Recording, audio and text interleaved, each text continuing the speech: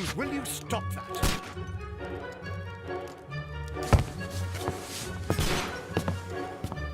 You are utterly mad.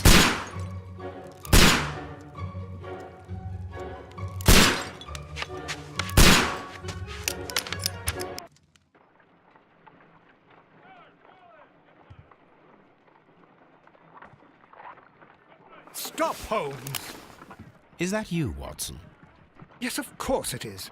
And you almost killed me. Nonsense. I was aiming for the vases. Blindfolded? You...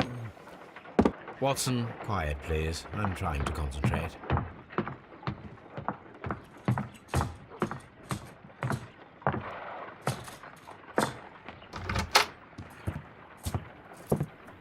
Ah, Lestrade. What is it this time? He can see me. Well, here it is, and it's a good one, Mr. Holmes.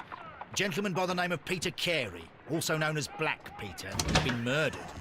A sailor, most probably. What happened here? Oh, Mr. Holmes, how could you? It's the only exercise I've had all week.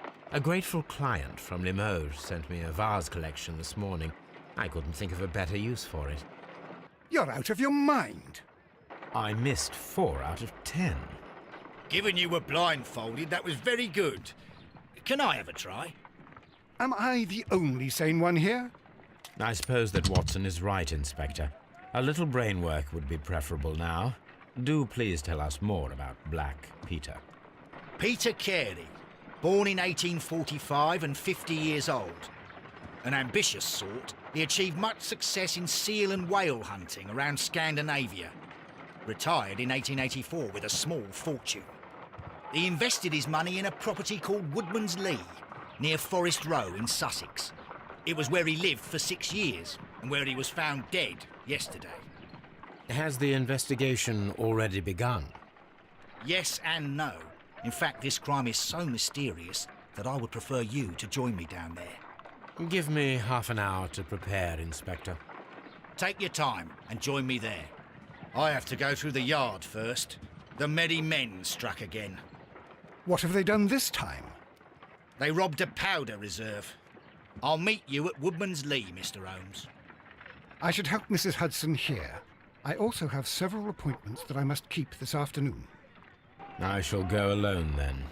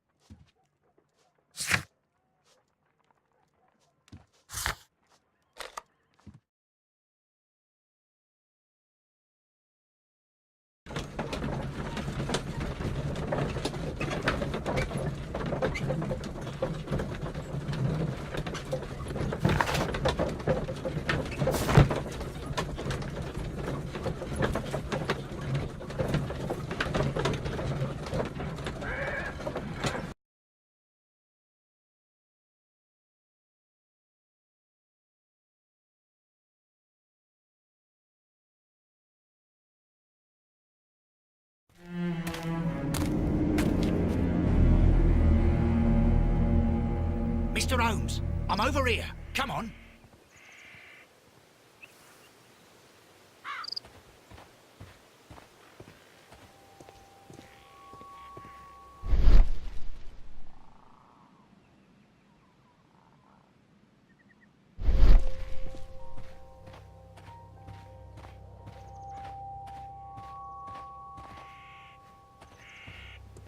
It seems that the garden was well maintained.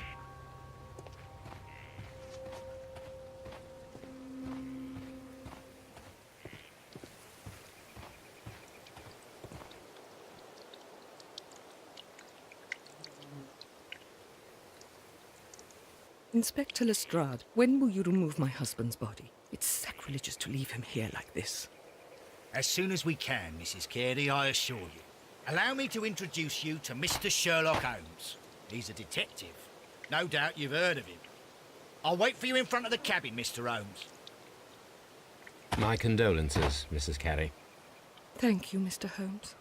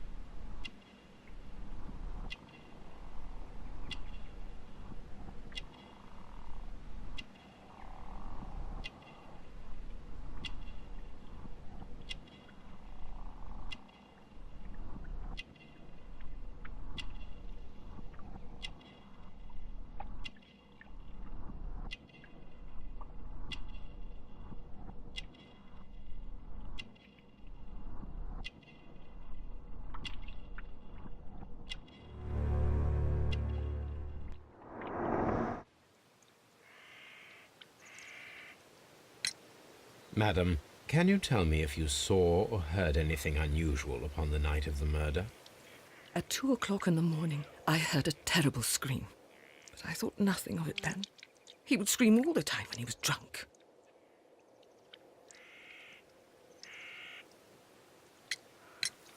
Do you remember at what time you found your husband's body? In the morning, at around 7 o'clock, I noticed the cabin door was open. But I didn't go in to take a look, for I knew my husband would not have liked it. At around 10 o'clock, I dared to glance in through the door and... oh dear.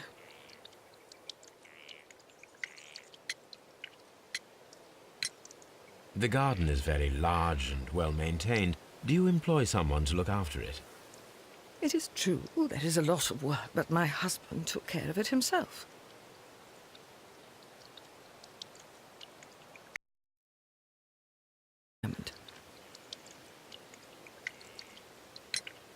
Can you please tell me what occurred on the evening of the murder?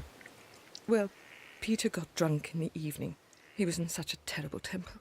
Usually, whenever that happened, he'd stay all night drinking in his cabin before passing out. You have indeed suffered a great loss, Mrs. Carey. Nevertheless, I believe it will be less of a burden for you soon. Yes. Life with Peter was never easy, but he was still my husband. He was different, wasn't he, when you first met him upon your return from Plymouth? Yes, Mr. Holmes. Oh, my goodness, but how do you know about that?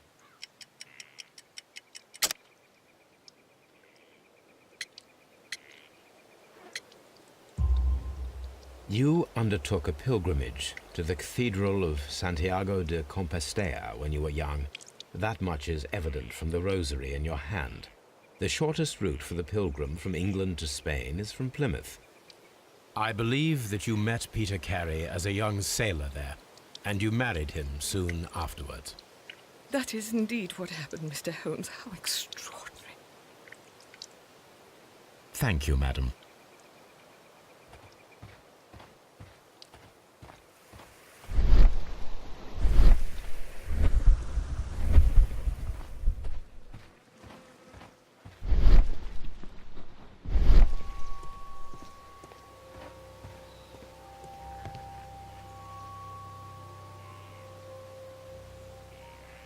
The door is locked.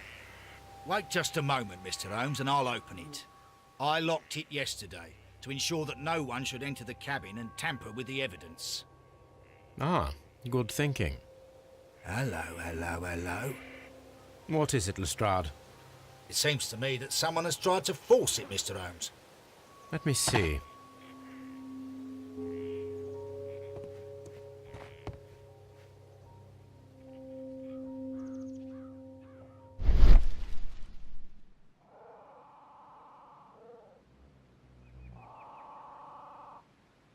These scratches are fresh.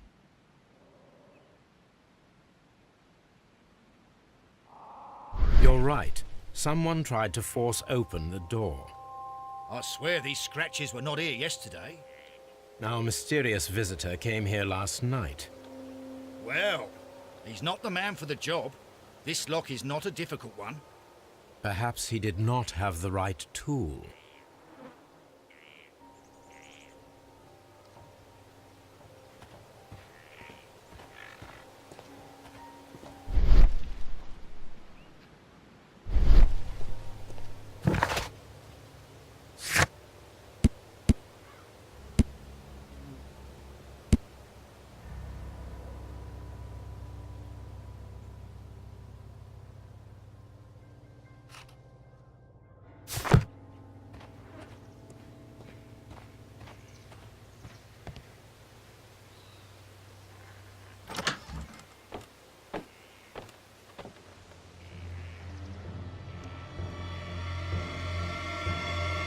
What a terrible way to die. Someone drank from this glass recently. The initials PC have been crudely burned. A sailor's work.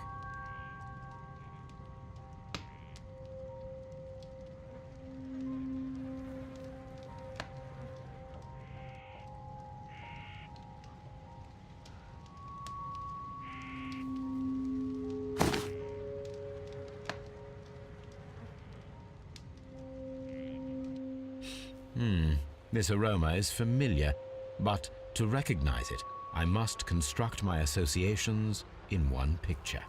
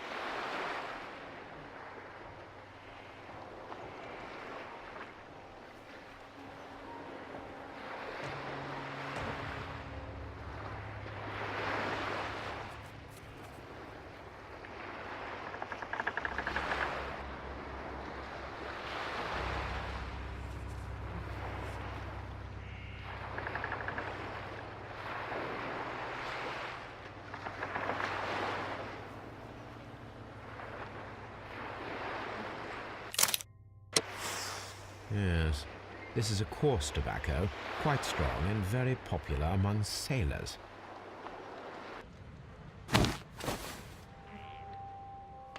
Rum, a sailor's drink. It seems that Captain Carey was enjoying a drink before he met his death.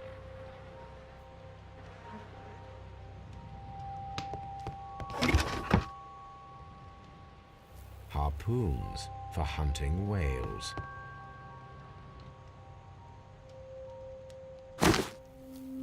Peter Carey's boots. They look to be a size 8.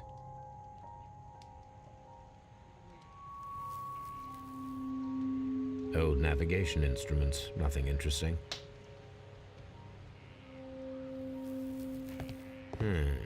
The ship's logs of the Sea Unicorn for the years 1878 to 1884. Peter Carey was her captain.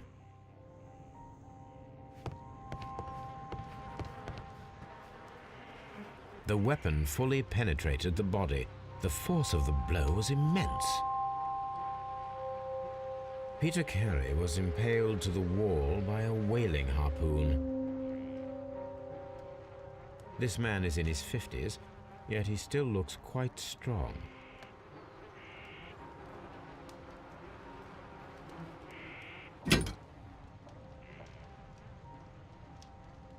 This blood is from the pool underneath the dead body. This wooden handle is plain and solid. Peter Carey tried to defend himself with this knife, but he did not succeed.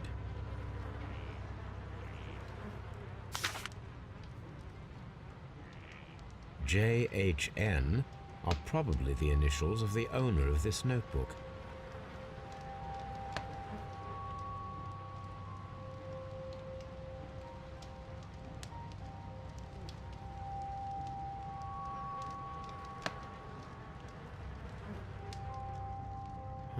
The pattern of the blood stain indicates that the notebook was not lying on the floor prior to the crime, but it was dropped into the pool of blood after the death of Peter Carey.